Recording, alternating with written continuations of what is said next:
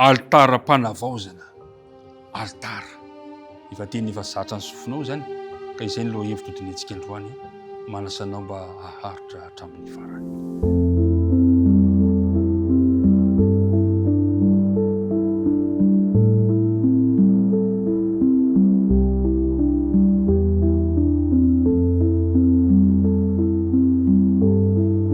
Faliana mandrakariva re mpiara-midinika namana no andro sokondray eo amin'ny toerana izay misy anao amin'ity maraina vaovao ity.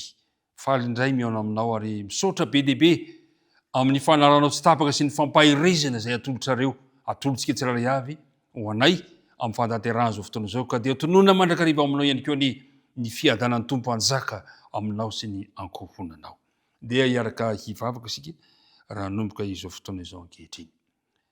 Andriamanitra ray eo, ianao no tomponay sy mpamonjinay. Ianao no anandratanay ny vavaka isanandro, satria ao aminao irery ny misy ny famonjena, ao aminao irery ny misy ny fiainana mandrakizay.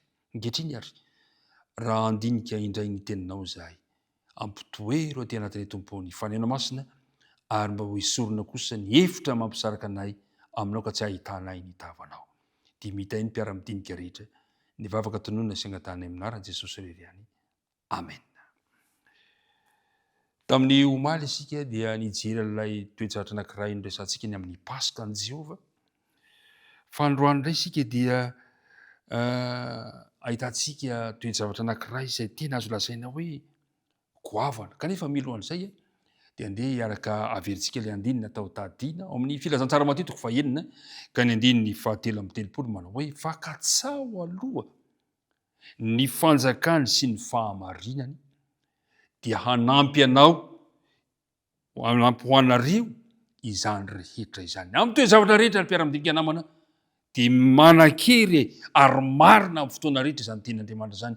Rehefa velantsika ka tsahantsika apetraka antsika amin'ny toerana misy azy voalohany Andriamanitra, dia manaraka ho azy ny zavatra rehetra. Ao amin'ny Josoa 9 no diniantsika androany. Ao amin'ny Josoa 9 ka manomboka amin'ny andininy 30 ka hatramin'ny faraika amin'ny 30. Zao no vaky ny teny. Ary tamin'izany Josoa dia nanorina altara tao tendrombohitra Ebala ho an'i Jehovah Andriamanitry ny Israely.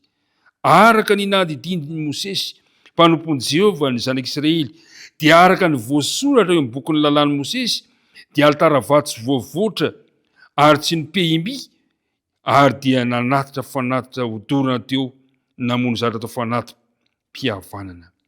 Re mpiara-midinika namana, teo Ebala. Ebala dia tendrombohitra avo izy io.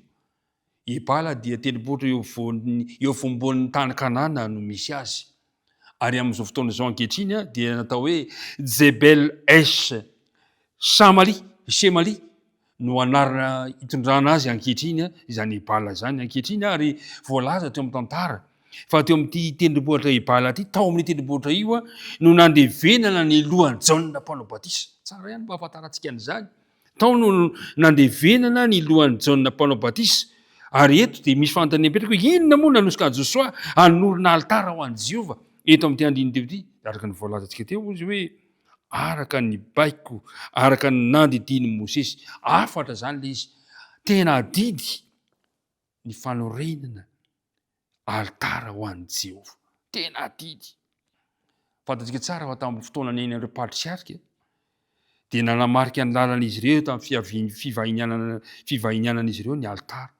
Rehefa mijana amin'ny toerana anankiray izy ireo dia manangana altara, ary eo no ataonan'izy ireo atsapa ny fanatrehan'Andriamanitra. Ny fanorenan'ny altara zany dia vavolombelona fahatanterahana fampanantenana ny men'Andriamanitra ho an'ireo razambeny fa izay fahatanterahana zany fa Andriamanitra dia tsy mivadika amin'ny fanekena. Ao amin'ny Josoa 9 io dia hitantsika tsara fa manana anjara toerana lehibe ny fananganana zany atao hoe altaran'Andriamanitra izany. Tena zava-dehibe. Petraka ny fanontaniana. Amin'izao fotoana mbola hivahinianantsika amin'ity hevitra misy antsika ity, amin'izao fiainantsika efa mangetana sy mangidy izao, feno herisetra izao, moa ve mba manam-paniriana, moa ve mbola fifaliana ao antsika, moa ve mbola fanaontsika, moa ve mbola mahazatra antsika ny manangana altara ao tokantrano sa efa zary fandaniam-potoana zary adiny ve sanatriny zany ny mpiara-midinika namana ny matetika fahaenina andiny fatelo amby telopolo dia milaza amintsika manao hoe fakatsao ny fanjakany sy ny fahamarinana na dia atao hoe manandanja aza ny ady sy ny fakana ny tany kanana dia misy ankina ny aina lehibe kokoa mihoatra noho izany dia ny fatokiny izy ireo ny fitakiny lalàn'Andriamanitra.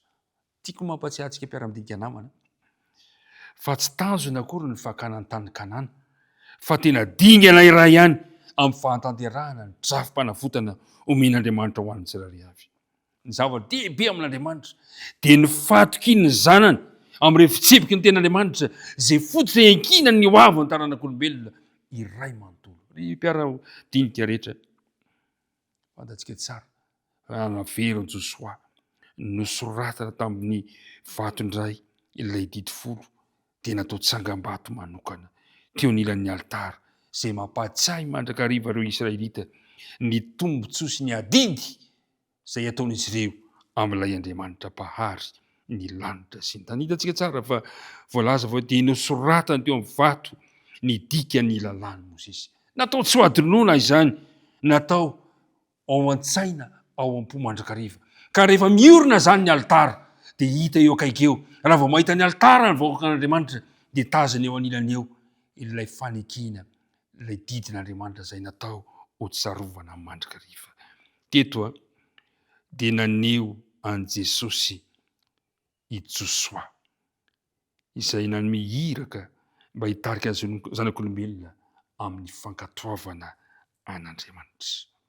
Ry mpiara-midinika namana, ny lesitsika zany androany dia zao hoe ireo vahoakan'Andriamanitra dia nanangana isan'andro amin'ny toerana zay ivahinianany ny altaram-panavaozana petraka ny fanontaniana efa mba hatao kokoa ve zany ankehitriny. Manao antso ary manentana antsika andao re atsangana indray, amafisina indray, atsarana indray ilay altaram-panavaozana ao an-tokantrano ao dia tanteraka amintsika no amarintsika ny eketsika ilay teny Jesosy matitiko fahaenina andiny fahatelo amby telopolo manao hoe fakatsao aloha ny fanjakany sy ny fahamarinana dia hanampy anareo izany rehetra izany. Andriamanitra ny hitahy antsika indray omba antsika mandrakariva izy hivavaka resika ankehitriny.